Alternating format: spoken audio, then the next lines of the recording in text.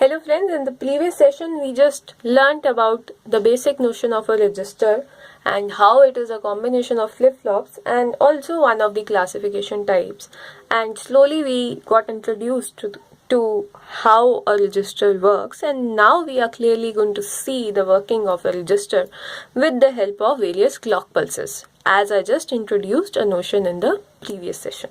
So let's suppose we have the data input as 1010. Right, I just label all the data bits as D3, D2, D1, D0. And the clock pulse representation corresponding to this would be 1, 0, then again 1 as high and then 0 as low.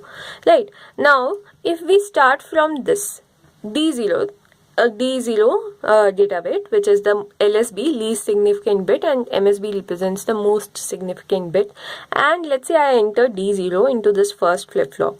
So what will happen? After one clock pulse, we feed the next input data bit D1, and this D0 gets shifted at the output section, which is connected with the input of the next flip-flop, so it becomes the input of FF2.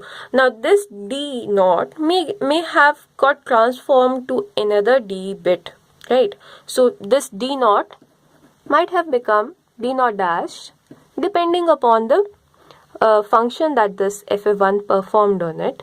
So this could be any kind of transformation function which this FF1 performed on it. Now this D0 dash could either be equal to D0 or it could be the case that both the bits are not equal, right?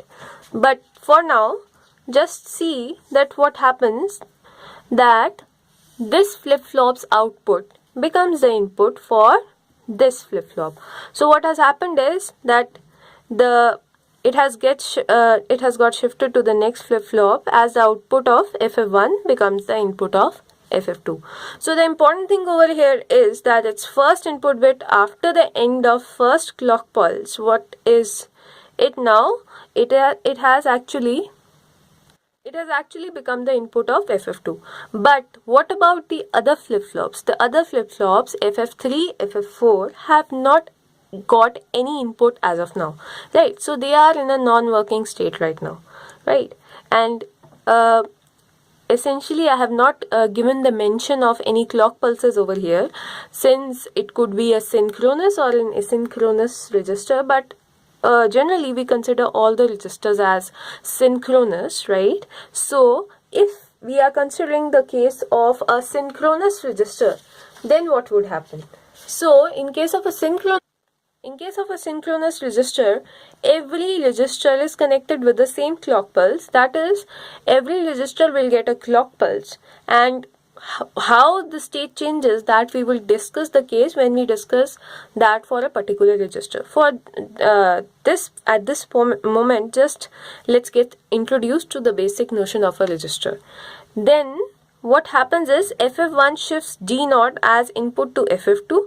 So therefore these registers are also known as shift registers, because what is happening is with the shift of a clock pulse, or you can say after one clock pulse, one data bit is getting shifted to the next flip-flop, right? So the shifting of input bits is happening, therefore they are also known as shift registers. Now let's see what happens in case of a parallel input and how the sequence diagram looks like. So in case of parallel input, what I'm doing is I'm not only providing one entry input point over here, I have given multiple entry input points which have been given to each flip-flop. But again, I also need all these flip-flops to be connected for my sequential output, since there is only one exit point for the output, right? So therefore I'll also have to move these output bits together to reach this output point, right? You can say transformed input bits, or you can say single output bits, right?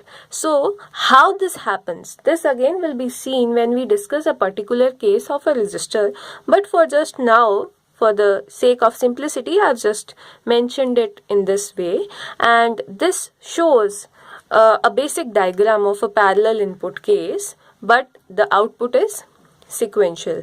So what if I want to get parallel outputs? In that case, the design would be something like this. So we have only one input entry point and we have multiple output points. That is, I can take the output of this flip-flop from here only directly. I don't have to wait till this output bit reaches till the end, right?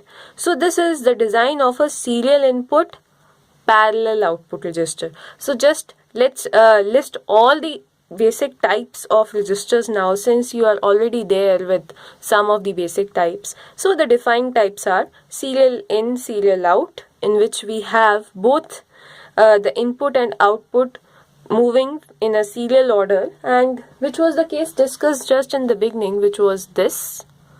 So you have serial in, serial out. Then you have serial in, parallel out, which is just above this, which is this, serial in, parallel out. Then you have parallel in, serial out, which was the case discussed prior to this. And the final one is parallel in, parallel out, in which both the things are fed and taken out in parallel order. So in the next session, we will be discussing all these types in a great detail. So do get to know all these things in a great detail in the next sessions. Please stay tuned, and in case you have any doubt, please mention them in the comment section below. Thank you for now.